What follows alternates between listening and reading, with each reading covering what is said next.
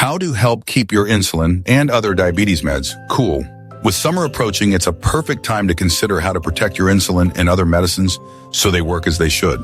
That's why taking a few precautions now can avoid damage caused by heat, including unpredictable blood sugar levels.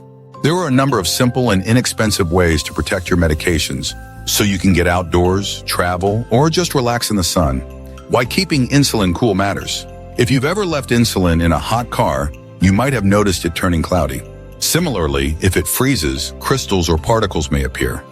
In both cases, the insulin shouldn't be used. Even if it looks normal, insulin exposed to extreme heat or cold can degrade, leading to unpredictable blood sugar swings. Insulin is a protein made up of molecules arranged in a specific order. It travels through the bloodstream and acts like a key, binding to insulin receptors, special proteins on the surface of cells that act like locks. When everything is working properly, these receptors open cells to allow glucose to enter and be used for energy. But when insulin is exposed to extreme heat or cold, its molecular structure can change, making it less effective at doing its job. In other words, the key no longer fits the lock properly. Taking care of insulin at home. At home, insulin is best kept in the refrigerator until it's time to open it. The American Diabetes Association, ADA, recommends storing insulin that is not being used in the fridge at temperatures between 36 and 46 degrees Fahrenheit. Fluctuating temperatures can reduce the effectiveness of insulin, leading to unpredictable effects and reducing your time in range. Studies have found that the temperature in refrigerators can vary widely. So while the butter compartment or refrigerator door shelves may seem like good spots for insulin, frequent opening and closing can cause those areas to run warmer than the main compartment. Similarly, the bottom shelves and drawers often run colder, sometimes cold enough to freeze insulin, rendering it ineffective. Some have recommended storing insulin on the middle shelf of the fridge. However, with temperature variations across different refrigerator models and sections, researchers have expressed hesitancy to suggest the ideal spot. If you're worried about fluctuations, consider a wireless thermometer that connects to your smartphone and sends alerts if temperatures go outside the range you set. Some people find that injecting cold insulin can be painful, so you can let it warm to room temperature before using.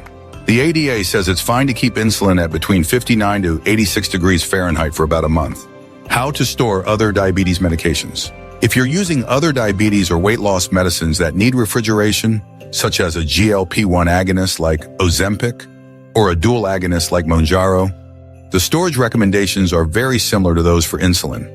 Keep them in the fridge, stored at between 36 and 46 degrees Fahrenheit until you're ready to use them. The room temperature recommendations are slightly shorter for these medicines compared to insulin.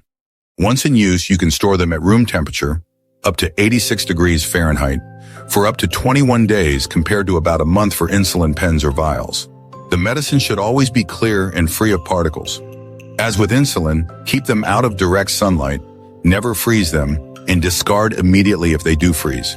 How to beat the heat. Instead of leaving medication in places that can get very hot or cold, like the glove box of a car, try an insulated container you can keep with you to maintain a safe temperature. There are plenty of flexible and convenient options available. Portable thermal bags that contain reusable gel packs are easy to find online and typically cost less than $20. The gel packs or the entire container are set in a freezer for a set number of hours, for example overnight, then stay cold for a day or more. For road trips, a cooler with medication kept in a watertight container will do the job. Just keep a buffer between the ice and your insulin. The wireless thermometers previously mentioned can also be helpful for travel and can be placed in the container holding your medication. Look for ones that send a notification to your smartphone if the temperature falls outside of the manufacturer's recommendation. Some portable cases, like those from Frio, use evaporative cooling to maintain a safe temperature. You can find ones that are ideally sized for the number of insulin or auto-injector pens or vials you want to carry. Some are as small as a wallet, and they can last 5 times longer than a regular reusable ice pack. For those who use injector pens, the ViviCap will protect them from extreme temperatures and track doses via smartphone. The device uses a layer of thermal insulation and an additional layer of material that absorbs heat, keeping it away from the insulin. The company says the device will keep medications safe to use in 100-degree heat for up to 5 days. The bottom line, protecting your insulin or other temperature-sensitive medications is important to maintain their potency. Exposure to extreme heat or cold can damage medications like insulin and GLP-1 drugs, leading to unpredictable results or reducing their effectiveness. If your medication looks cloudy, has floating particles, or was frozen or overheated, it may no longer be safe to use and should be discarded. There are a number of inexpensive ways to keep your medicine cool when you're on the go. These include simple thermal containers with packs you freeze to evaporative cooling devices that protect insulin from extreme temperatures. A little planning for hot weather or when traveling can ensure your insulin stays safe, so you can keep the focus on summer fun. To learn more about this and other diabetes news, events, and alerts, visit diatribe.org and subscribe to our newsletter.